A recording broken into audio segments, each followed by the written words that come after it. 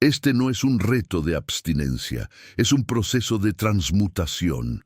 Aquí no se huye del deseo, se lo domina. En el hombre invicto, el impulso deja de esclavizar y comienza a servir. Hoy inicias un viaje donde la energía recuperada se convierte en carácter, enfoque y propósito masculino. Paso 1. Comprender la naturaleza del deseo. Impulso bruto versus energía dirigida. El primer error del hombre moderno es creer que el deseo es un enemigo. El segundo, aún más grave, es pensar que debe ser satisfecho de inmediato. Desde una perspectiva académica, psicológica y estoica, el deseo no es ni bueno ni malo, es energía neutra. Su valor depende del destino que le das. Sigmund Freud habló del libido como una fuerza vital que no se limita a lo sexual, sino que puede manifestarse como ambición, creatividad, liderazgo o búsqueda de sentido. Carl Jung fue más lejos.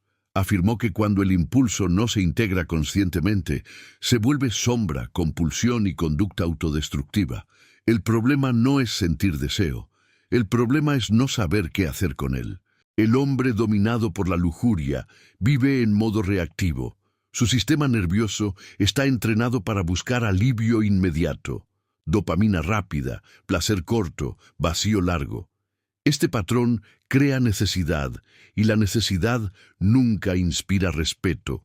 Desde la biología evolutiva, la necesidad se percibe como debilidad. Un organismo que no controla sus impulsos transmite inestabilidad.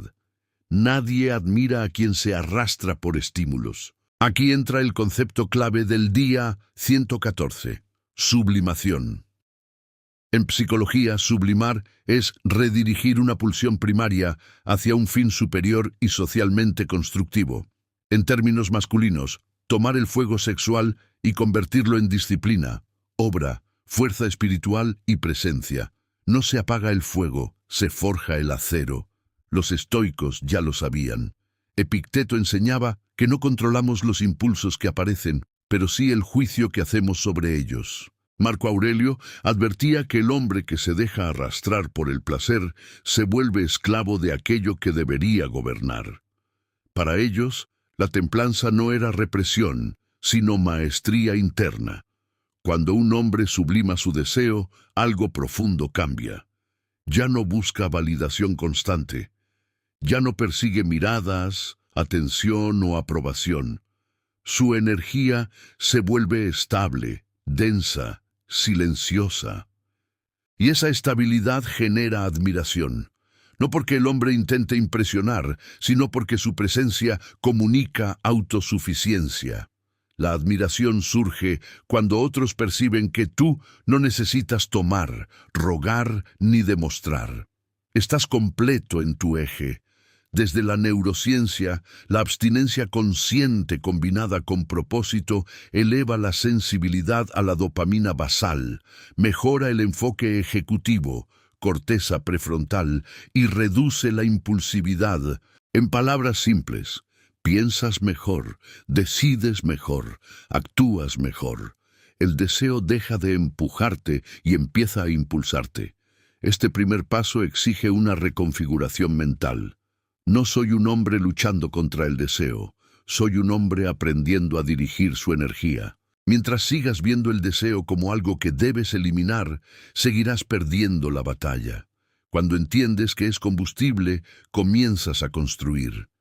El hombre invicto no mata su impulso, lo corona como servidor de su misión. Aquí empieza todo, sin culpa, sin represión, con conciencia, disciplina y propósito. Paso 2. De la necesidad a la elección. Reconstruir la soberanía interna. La diferencia entre un hombre débil y un hombre soberano no está en lo que desea, sino en desde dónde actúa. La necesidad nace cuando el deseo gobierna. La elección aparece cuando el hombre recupera el mando.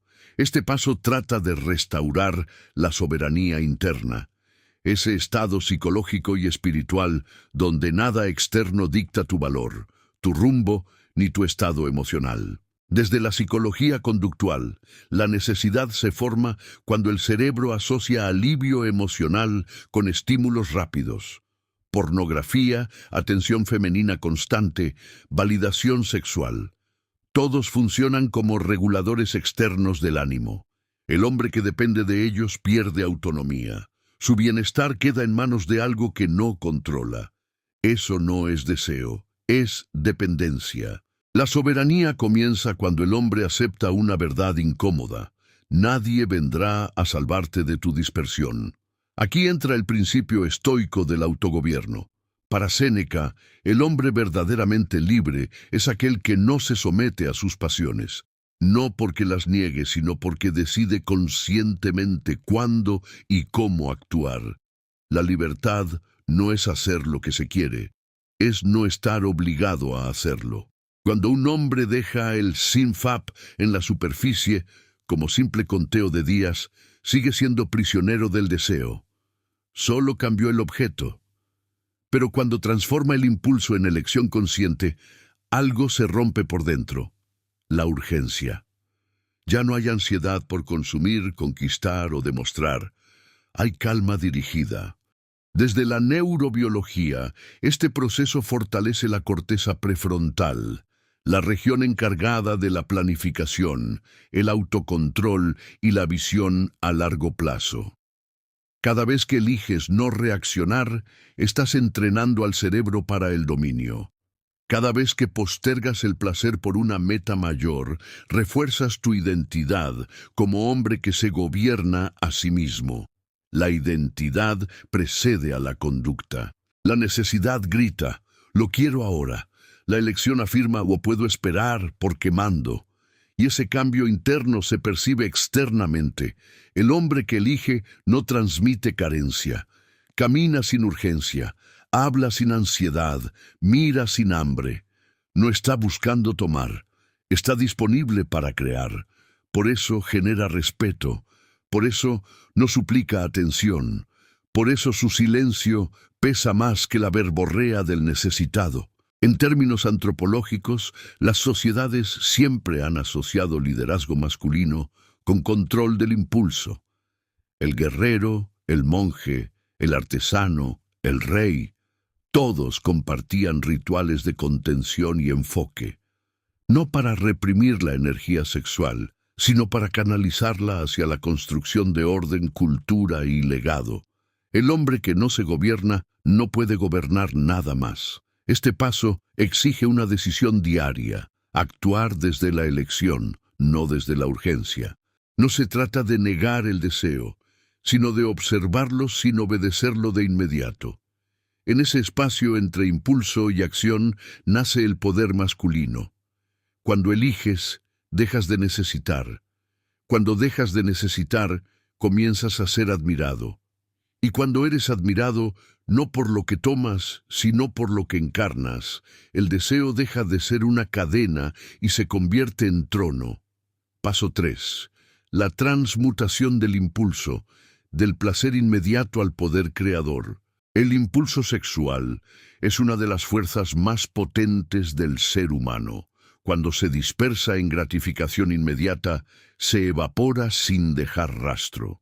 Cuando se transmute, se convierte en poder creador. Este paso marca el punto donde el hombre deja de resistir el impulso y aprende a transformarlo conscientemente en acción con propósito. Desde una perspectiva neuropsicológica, el deseo sexual es una activación intensa del sistema dopaminérgico. Si esa activación no encuentra un canal elevado, el cerebro buscará el camino más corto: descarga, alivio, repetición.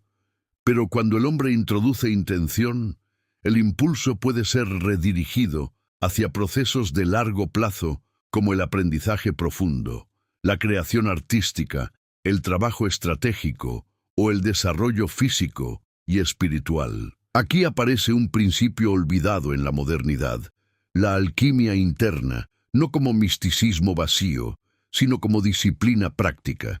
Las antiguas tradiciones, desde el estoicismo romano hasta ciertas escuelas orientales, Entendían que la energía vital, cuando se concentra, eleva la conciencia.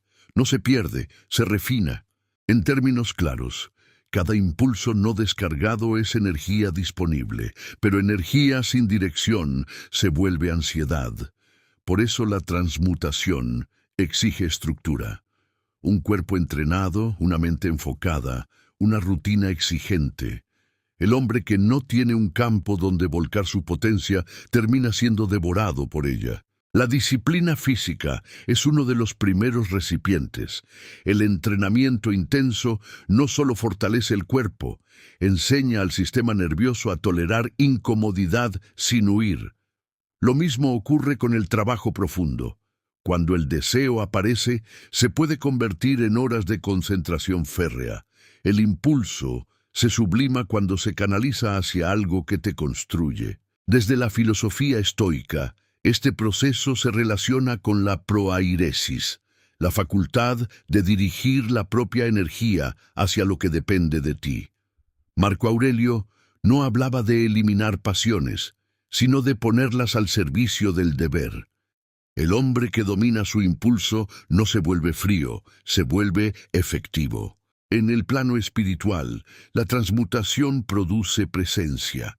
La mirada se vuelve firme, la voz estable, el gesto contenido. No hay exceso ni fuga. Esto genera un magnetismo silencioso, no porque el hombre esté buscando atraer, sino porque su energía ya no se desperdicia. La gente percibe cuando alguien está habitado por sí mismo. Psicológicamente ocurre una integración profunda. El deseo deja de ser algo que avergüenza o descontrola y pasa a ser una fuente de vitalidad consciente. El hombre deja de fragmentarse entre lo que quiere y lo que hace. Aparece coherencia. Y la coherencia es una forma de poder. Este paso requiere paciencia y constancia. No se logra en un día. Cada vez que eliges crear en lugar de consumir, estás fundiendo el plomo del impulso en oro de carácter. Cada día que sostienes la energía sin dispersarla, te conviertes en un hombre más denso, más presente, más difícil de mover.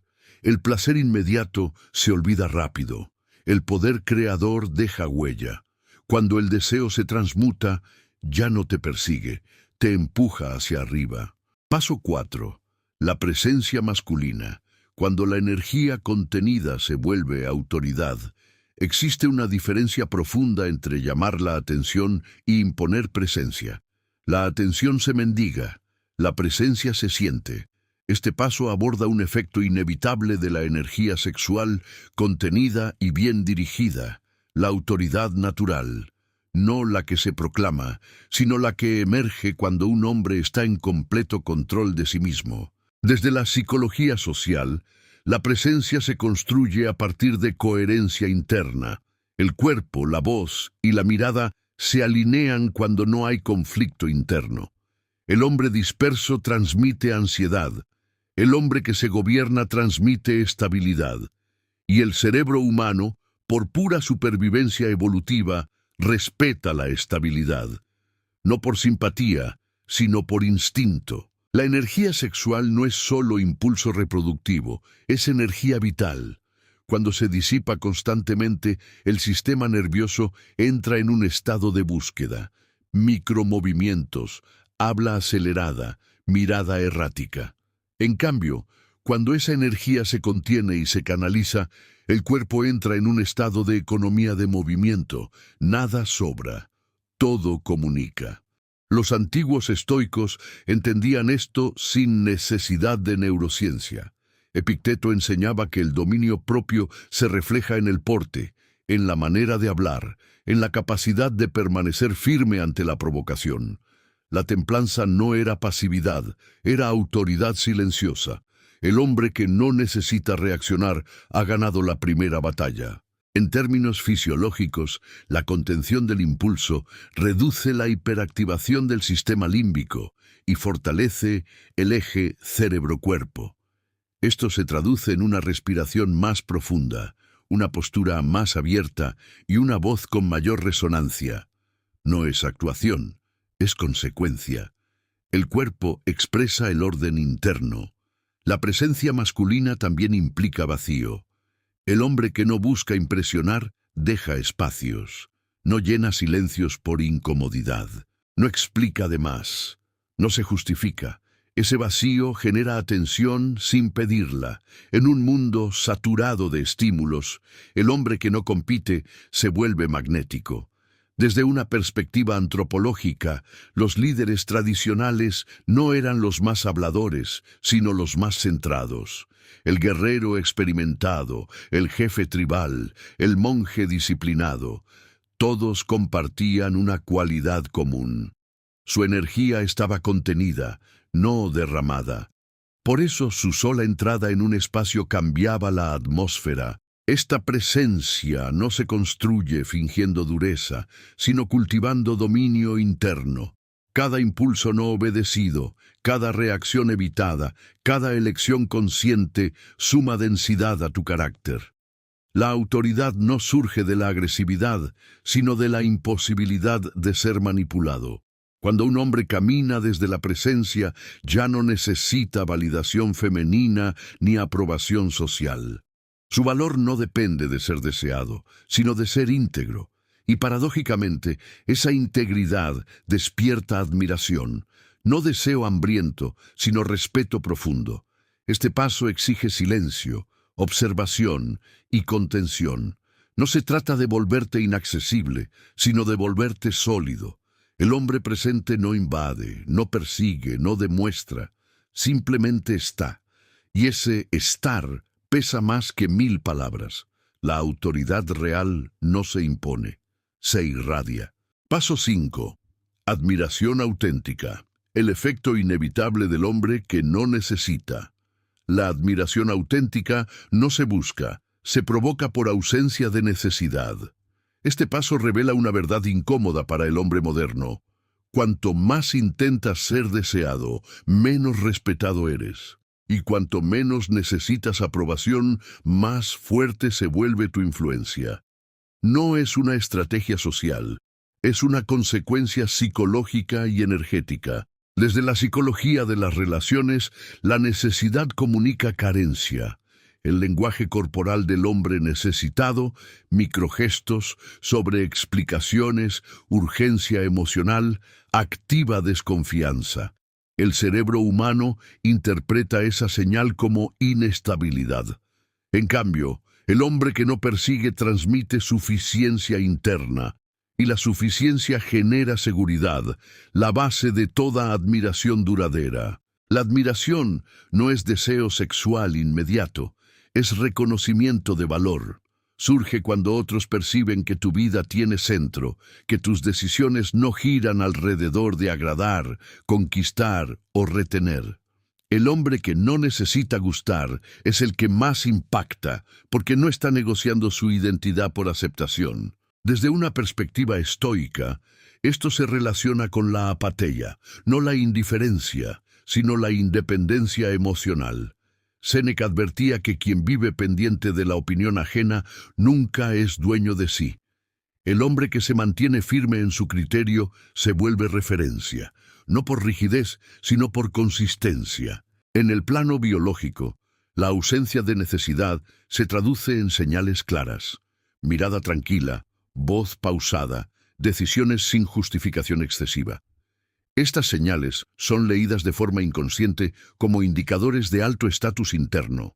No estatus social impuesto, sino estatus autoafirmado. El hombre que no depende es el que puede elegir. La admiración auténtica también implica límites. El hombre que se respeta no concede acceso indiscriminado a su tiempo, energía o atención. No castiga, no manipula, simplemente prioriza. Y la prioridad revela valores. Cuando tus acciones muestran que tu misión está por encima de la validación, los demás lo notan. Aquí ocurre un fenómeno clave. El deseo externo cambia de naturaleza. Ya no es consumo, es contemplación. Las personas no te ven como alguien que necesita algo de ellas, sino como alguien que encarna algo. Y eso despierta respeto, curiosidad y, en muchos casos, atracción profunda. Desde la antropología masculina, los hombres admirados históricamente eran aquellos con disciplina, propósito y autocontrol.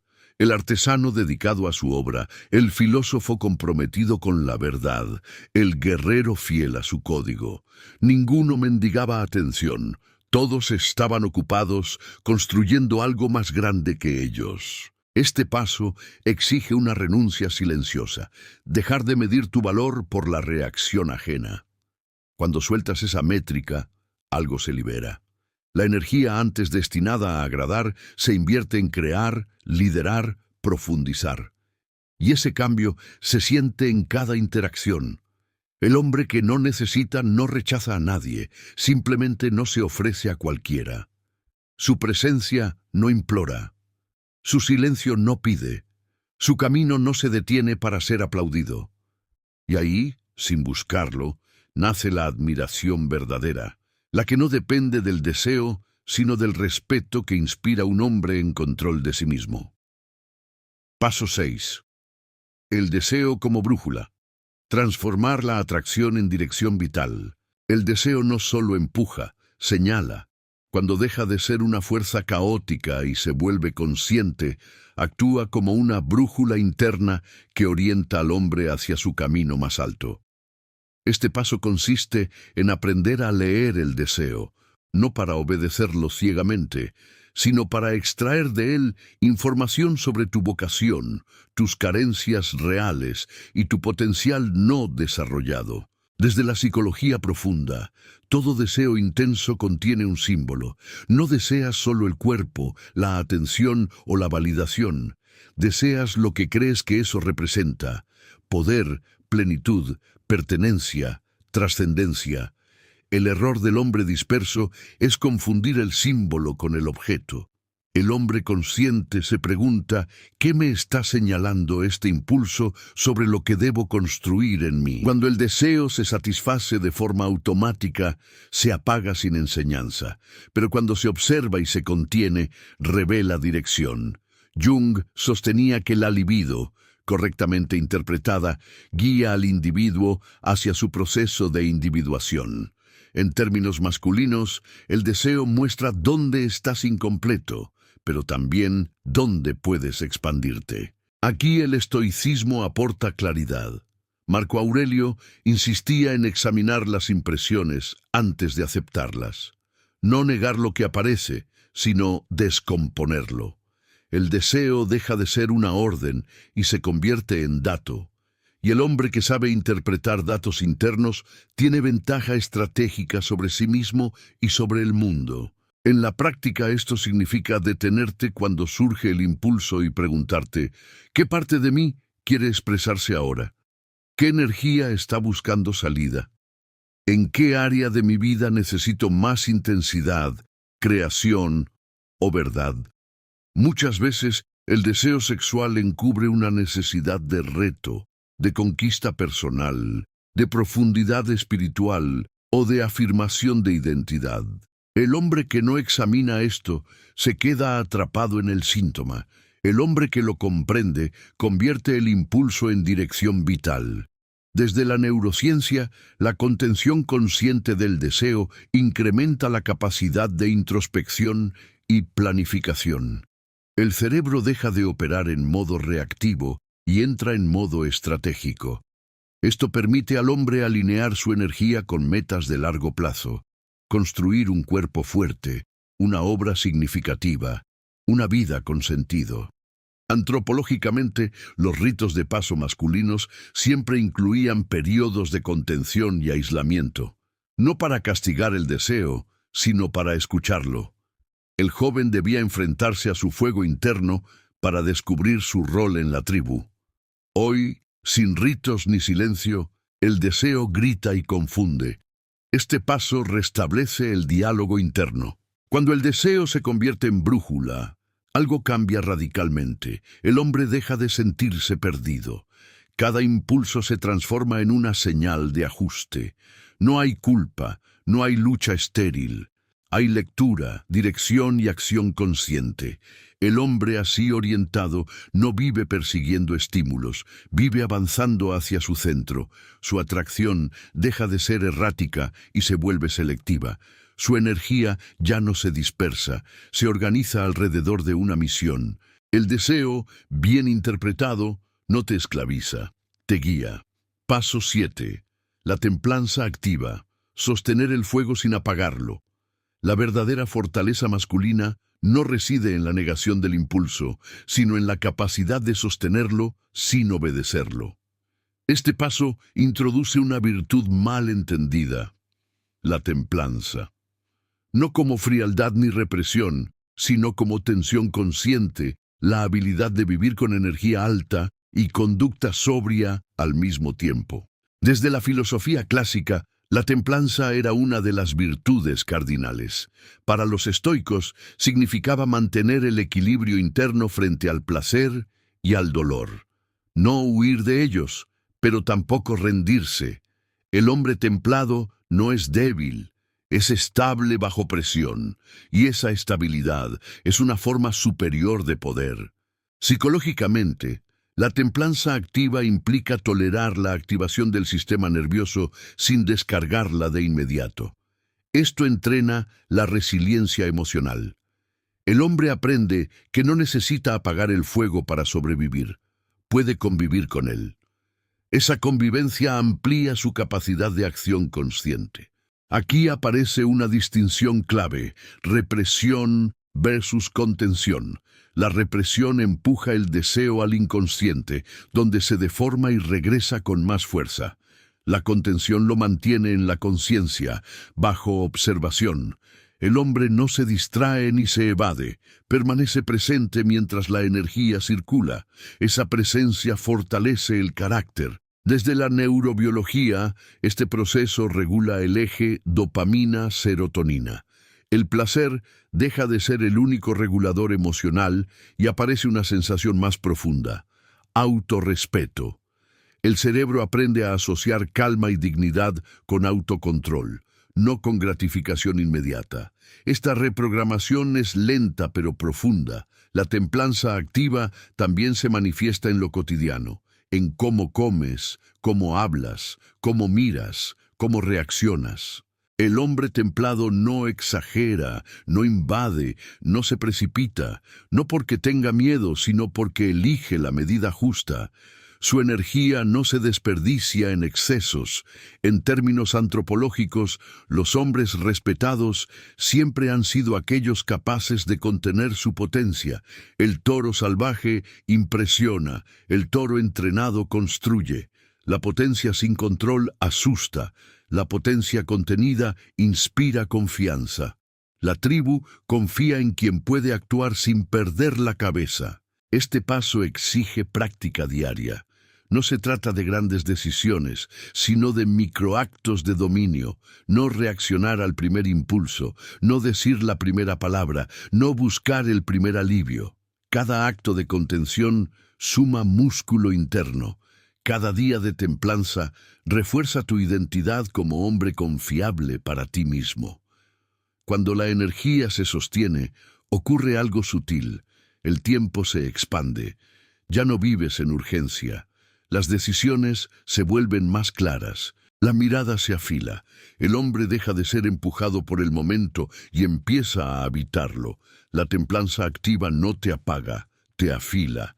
El hombre que puede sostener el fuego sin quemarse se convierte en alguien raro en un mundo de excesos. Y lo raro, cuando es sólido, se vuelve valioso. Paso 8. La soledad fértil. Cuando el deseo deja de buscar afuera, hay un momento decisivo en el camino del hombre, cuando descubre que la soledad no es carencia, sino espacio. Este paso aborda una transformación profunda, el instante en que el deseo deja de proyectarse compulsivamente hacia afuera y comienza a replegarse para construir desde dentro. No es aislamiento social, es soberanía interior. Desde la psicología existencial, la huida constante hacia estímulos externos suele encubrir una incapacidad de estar con uno mismo. El hombre que teme la soledad necesita ruido, atención y contacto permanente para evitar el encuentro con su vacío. Pero el vacío no es enemigo, es campo fértil. Todo acto creativo nace ahí. Cuando el deseo se sublima, ya no exige distracción continua. El silencio deja de incomodar y comienza a ordenar. En ese silencio, la energía antes dispersa se concentra. El hombre empieza a notar pensamientos más profundos, intuiciones más claras, una relación distinta con el tiempo. Ya no corre, habita. Los estoicos consideraban la retirada consciente como una práctica de fortalecimiento. Marco Aurelio escribía que el hombre puede retirarse a su interior en cualquier momento y encontrar calma, siempre que haya cultivado el orden interno. La soledad fértil no es huida del mundo, sino preparación para enfrentarlo con más fuerza. Desde la neurociencia, la reducción de estímulos constantes permite que el cerebro reorganice información, fortalezca la memoria de trabajo y mejore la claridad decisional. El deseo, al no ser descargado ni distraído, se convierte en atención sostenida. Y la atención sostenida es uno de los recursos más valiosos del hombre moderno. Antropológicamente, los ritos masculinos siempre incluían periodos de retiro. El joven solo en la montaña, el monje en silencio, el guerrero vigilando de noche. No eran castigos, sino forjas.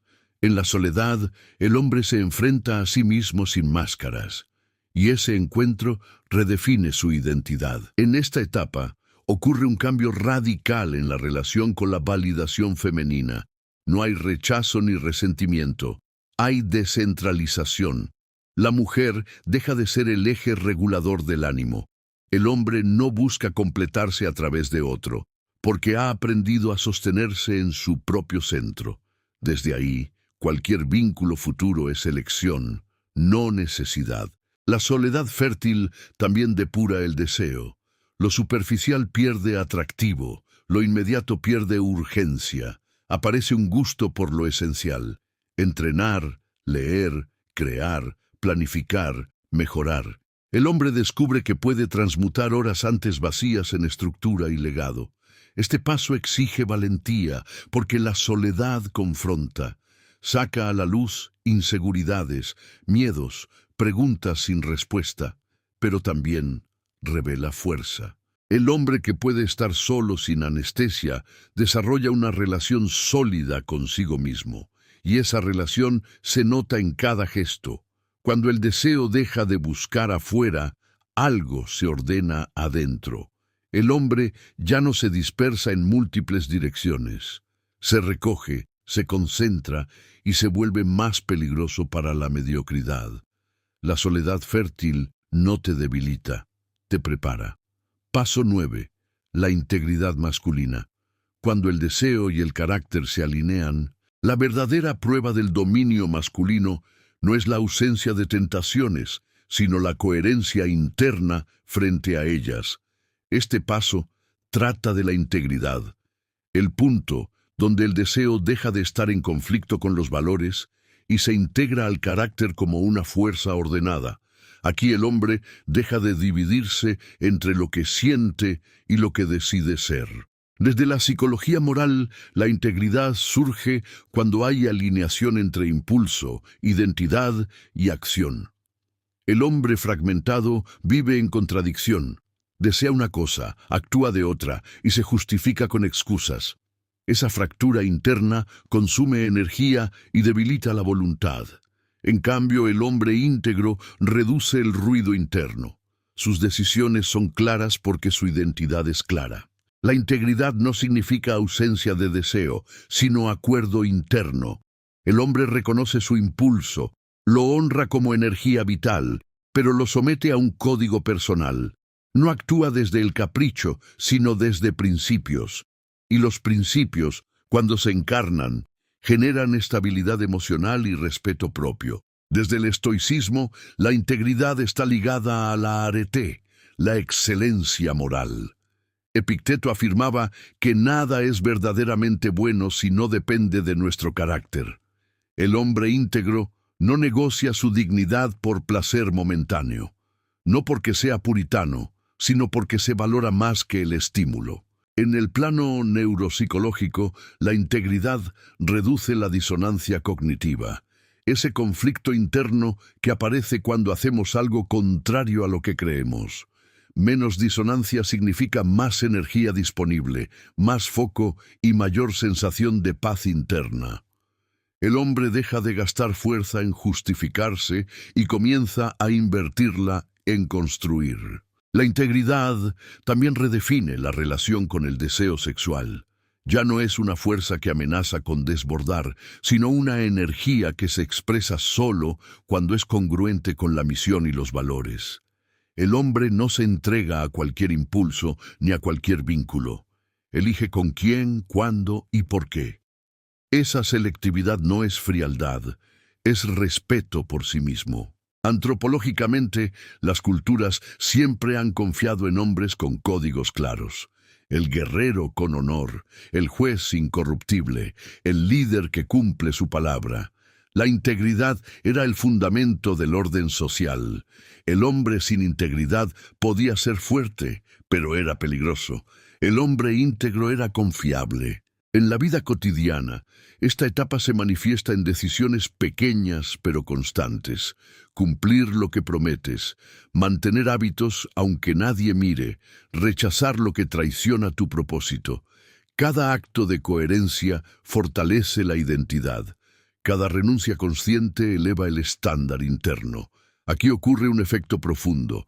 El deseo deja de generar culpa. No hay lucha interna ni autoengaño. El hombre se mueve con claridad, sabe quién es, qué quiere y qué no está dispuesto a sacrificar. Esa claridad se siente, y donde hay claridad, hay respeto. La integridad convierte al deseo en aliado del carácter. El hombre ya no se divide, se unifica, y un hombre unificado es raro, sólido y difícil de quebrar. Paso 10. Trascendencia masculina. Cuando el deseo se convierte en legado, la fase más alta del dominio masculino no es el control por sí mismo, sino la trascendencia. Aquí el deseo deja de girar alrededor del yo y se orienta hacia algo que lo supera. Obra, misión, legado. El hombre ya no pregunta ¿qué quiero ahora?, sino ¿qué debo construir con la energía que poseo? Este cambio marca la madurez profunda. Desde la psicología del desarrollo, la trascendencia aparece cuando el individuo supera la gratificación personal y entra en una lógica generativa. Erik Erikson lo llamó generatividad, la necesidad de crear, guiar y dejar huella. El deseo, cuando se sublima completamente, se transforma en vocación. Ya no busca poseer, busca aportar. En términos estoicos, esta etapa se alinea con la idea de vivir conforme a la naturaleza y al deber. Marco Aurelio recordaba que el hombre no existe para sí mismo, sino como parte de un todo. El dominio del impulso no tiene sentido si no se pone al servicio de algo más grande que el placer o el prestigio personal. La disciplina encuentra su sentido en el servicio consciente. Biológicamente, el hombre que ha reorganizado su energía opera con estabilidad emocional y claridad cognitiva. Esto le permite sostener proyectos a largo plazo, soportar frustraciones y permanecer fiel a su rumbo. El deseo ya no distrae, empuja hacia adelante. Se convierte en combustible para la constancia. La trascendencia también redefine la masculinidad. Ya no se mide por conquistas, sino por impacto. No por atención recibida, sino por valor creado. El hombre trascendente no necesita ser visto todo el tiempo. Necesita que su obra permanezca.